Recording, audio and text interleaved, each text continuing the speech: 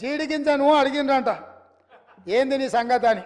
నాకేటి సిగ్గు, నేను మొత్తం నల్లగానే ఉన్నా కదా, ఏ పక్క చూసినా అని అన్నదంట.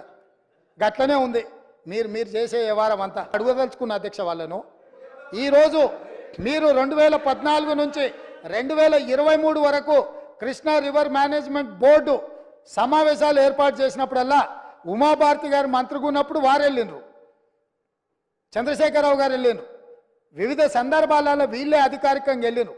ఇంతవరకు నేను మా ఉత్తమ్ కుమార్ రెడ్డి గారు ఏ సమావేశాలకు పిలవలేదు, మేము వెళ్ళలేదు అధ్యక్ష. మేము స్పష్టంగా తెలంగాణ హక్కులను కాపాడడానికి మేము కొట్లాడుతుంటే మా కాళ్లకు తాళ్ళు పెట్టి కాళ్ళలో కట్టెబెట్టి మమ్మల్ని బోర్లు పడేయాలని వీళ్ళ తాపత్రయం ఏంది అధ్యక్ష? గుంజుకుంటా అన్నది ఎవరు అధ్యక్ష? నరేంద్ర మోడీ గుంజుకుంటా అన్నాడు. మరి వీళ్ళు ధర్నాలు చేయాలంటే ఏడు చేయాలి అధ్యక్ష? నల్గొండలు ఉంటాడా నరేంద్ర మోడీ? ఏడుంటాడు అధ్యక్ష? ఢిల్లీలో ఉంటాడు. శాతనైతే కల్వకుంట్ల చంద్రశేఖరరావు గారు, తన్నీర్ హరీష్ రావు గారు, కల్వకుంట్ల తారక రామారావు గారు ముగ్గురు పోయి జంతర్ మంతర్లో ఆమరణ నిరాదీక్ష చేయమను. మేము వాళ్ళని పోలీసులు తీసుకెళ్లకుండా వాళ్ళు అమరులు అవ్వడమో లేకపోతే హక్కులను సాధించడమో వరకు ఈ ప్రభుత్వం అండగా నిలబడుతుంది. వాళ్ళ ముగ్గురిని ఢిల్లీలో నరేంద్ర మోడీ తప్పిదాల మీద దౌర్జన్యం మీద ధర్నా చేయమనుండ్రు. కానీ నరేంద్ర మోడీతో కొట్లాడుతున్న మా కాళ్ళలో కట్టబెట్టి బోర్లు పడేస్తే ఎవరు అధ్యక్ష? అదేవిధంగా అధ్యక్ష, ఎన్నికల రోజు పోలింగ్ ఇక్కడ జరుగుతుంటే పక్క రాష్ట్ర ముఖ్యమంత్రి AK-47 తుపాకులతో పోలీసులను నాగార్జున సాగర్ డ్యామ్ మీదకు పంపించిండు అధ్యక్ష. ఇవాళ నేను అడగదలుచుకున్న వాళ్ళను, నాగార్జున సాగర్ 100% మన భూభాగంలో ఉంది. మన ప్రాంతానికి లోపటికొచ్చి తుపాకులు పెట్టి ప్రాజెక్టులను ఆక్రమించుకుంటుంటే వీళ్ళ సహకారం లేకుండా వస్తాడా అధ్యక్ష? ఇంటి దొంగలు లేకుండా జగన్మోహన్ రెడ్డి గారు లోపలికి వచ్చి నాగార్జున సాగర్ డ్యామ్ మీద పహారాలు కాసే పరిస్థితి వస్తుందా అధ్యక్ష? ఎందుకు ఆ రోజు వీళ్ళు మాట్లాడలేదు? వీళ్ళు ఇచ్చిన అలుసే కదా, వాళ్ళు పెట్టిన పులుసు తిని వీళ్ళు అలుసు ఇవ్వడం వల్లనే కదా ఈరోజు ఈ పరిస్థితి వచ్చింది. ఆయల్లో రాయలసీమకు పోయినప్పుడు కల్వకుంట్ల చంద్రశేఖరరావు గారు, ఈనాటి మంత్రి శ్రీమతి రోజా గారు పెట్టిన రాగి సంకటి రొయ్యల పులుసు తిని రాయలసీమను రతలాలసీమను చేస్తా అని చెప్పి మాట ఇచ్చి బేసిన్లు లేవు, బేసిజాలు లేవు, మీరు కొట్టుకపోండి అన్నాడు. వాళ్ళు కొట్టుకపోయారు. ఇప్పుడు మేము వచ్చినాక అట్టెట్లా కొట్టుకపోతాడంట? ఎవరు అధ్యక్ష బాధ్యత ఎవరు వహించాలి? నీ కళ్ళ ముందే కదా ముచ్చుమర్రి చంద్రబాబు నాయుడు కట్టింది, నీ కళ్ళ ముందే కదా రాజశేఖర రెడ్డి పోతిరెడ్డి పాడును 44,000 క్యూసెక్లకు పెంచి తరలించకపోయింది. నీ కళ్ళ ముందలనే కదా నీ ఇంట్లో పంచపక్ష ప్రమాణాలు జగన్మోహన్ రెడ్డి గారికి పెట్టి జీవో నెంబర్ 203ను నీ ఇంట్లోనే పునాదులేసి రాయలసీమ లిఫ్ట్ ఇరిగేషన్కు ప్రగతి భవన్లో కేసీఆర్ గారి డైనింగ్ టేబుల్ మీద పునాది రాయబడ్డది. దానికి పునాది రాయేసింది మీరే కదా. 8 TMCలు పర్ డే తరలించకపోవడానికి అనుమతి ఇచ్చింది, టెండర్లు పిలిచింది, కాంట్రాక్టులు అప్పచెప్పింది, పనులు పూర్తి చేసింది మీరు అధికారంలో ఉన్నప్పుడే కదా అధ్యక్ష. మీరు మొత్తం కృష్ణానది జలాలు మహారాష్ట్ర కర్ణాటక దాటి మహబూబ్ నగర్ జిల్లాలో జూరాల నుంచి పాలమూరులో కలంపూర్లో ఎంటర్ అయి తుంగభద్ర నదిలో వచ్చే నీళ్లు, తుంగభద్ర నుంచి వచ్చిన సుంకేశ్లకు వచ్చిన నీళ్లు, సుంకేశ్ల నీళ్లు జూరాల నీళ్లు కలిసి ప్రయాణమై పాలమూరు జిల్లా నుంచి మొదలై రాయలసీమలకు పోయి నంద్యాల నుంచి తిరుక్కొని శ్రీశైలం ప్రాజెక్టు మీదకి వచ్చినప్పుడు శ్రీశైలం ప్రాజెక్టు కొంత తెలంగాణలో ఉంటే కొంత ఆంధ్రాలో ఉంది అధ్యక్ష. అంతకుముందు ప్రాజెక్టు లేవు. అంతకుముందు పోతిరెడ్డిపాడు 11,000 క్యూసెక్స్ ఉండే, అది 44,000 క్యూసెక్స్కి పెరిగింది. అంతకుముందు లేని రాయలసీమ లిఫ్ట్ ఇరిగేషన్ ఇవ్వాలా 8 TMCలు తరలించడానికి లిఫ్ట్ ఇరిగేషన్లు కట్టినరు. ముచ్చుమర్రి నుంచి 1/2 TMC కట్టిరు అధ్యక్ష. మొత్తం 12.5-13 TMCలు పర్ డే. ఒక్క నెల రోజులు మనం కళ్ళు మూసుకుంటే శ్రీశైలంలో బురద కూడా ఉండదు అధ్యక్ష. రాయలసీమ లిఫ్టు 797 FRL దగ్గర కట్టిరు అధ్యక్ష. కుండ ఇట్లుంటే కుండకు సైడ్కు పొక్క పెట్టలే అధ్యక్ష, కింద పెట్టిండు. కింద వీళ్ళు పిలిచి పంచపక్ష ప్రమాణాలు వీళ్ళు పెట్టిండ్రు, జగన్మోహన్ రెడ్డి వీళ్ళ కింద బొక్క పెట్టిండు అధ్యక్ష.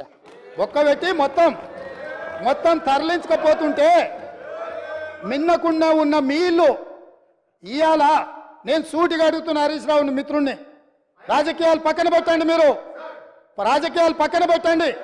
మీరు బాధ్యత కలిగిన మంత్రిగా చెప్పు. ఇవాళ రాయలసీమ జిల్లాలో ఉన్న మీ అవకాశం వచ్చినప్పుడు స్పీకర్ గారు అనుమతి తీసుకొని మీ అవకాశం వచ్చినప్పుడు తప్పకుండా చెప్పదు. I'm not yielding.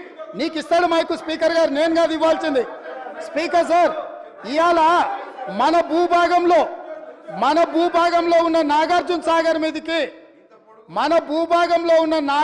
సాగర్ మీదికి తుపాకులతో జగన్మోహన్ రెడ్డి వచ్చి ఆక్రమించుకుంటే చేతగాని సన్నాసులాక ఇక్కడ ప్రభుత్వం చూస్తుంటే ఇవాళ రాయలసీమలో ఉన్న ప్రాజెక్టుల నుంచి నీళ్లు తరలించకపోతుంటే ఎవరు అడ్డుకోవాలి అధ్యక్ష? ఎవరు అడ్డుకోవాలి?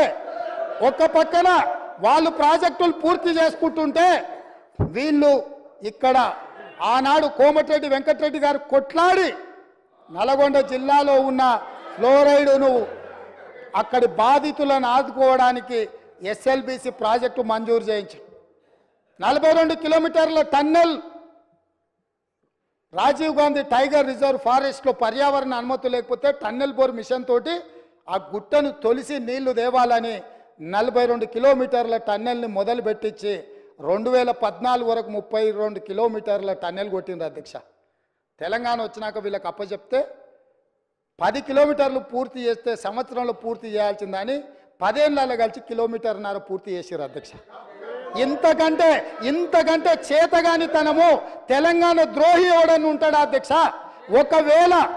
ఒకవేళ ఆ ప్రాజెక్టు పూర్తి అయిన ఉంటే నల్గొండ జిల్లాలో 3,64,000 ఎకరాలకు గ్రావిటీ ద్వారా నీళ్లు వచ్చే ప్రాజెక్టును పడావు పెట్టి ఈరోజు మీరు వదిలేసినందుకు ఇవాళ నల్గొండ జిల్లా రైతుల మీద మరణ శాసనం వాళ్ళు రాసిండ్రు అధ్యక్ష.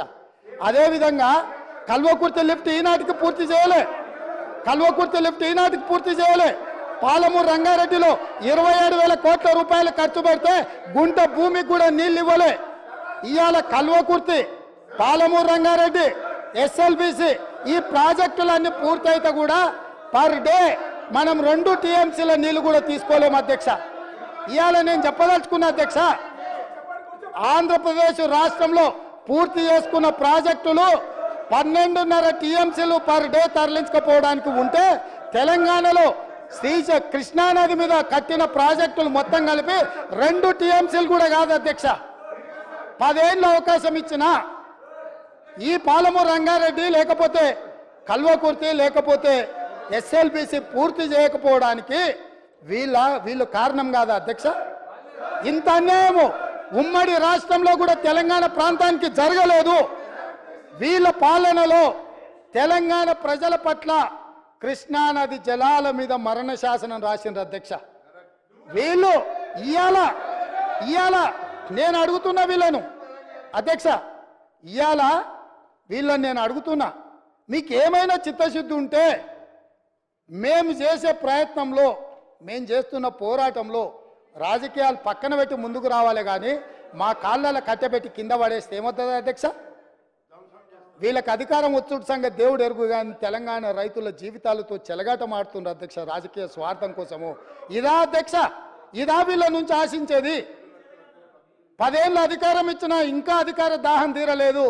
సెంటిమెంట్ను రెచ్చగొట్టాలి, దానికి ఆయింట్మెంట్ ఉయ్యాలి, వచ్చే ఎన్నికలలో డబ్బలో ఓట్లు వేసుకోవాలన్న ధ్యాస తప్ప ఈ సమస్యను ఎట్లా ఎదుర్కోవాలి, ఈ సమస్యను కలిసి వస్తామన్న ఆలోచన ఎందుకు వీళ్ళకి రావడం లేదు అధ్యక్ష? నేను అడుగుతున్న తమ ద్వారా.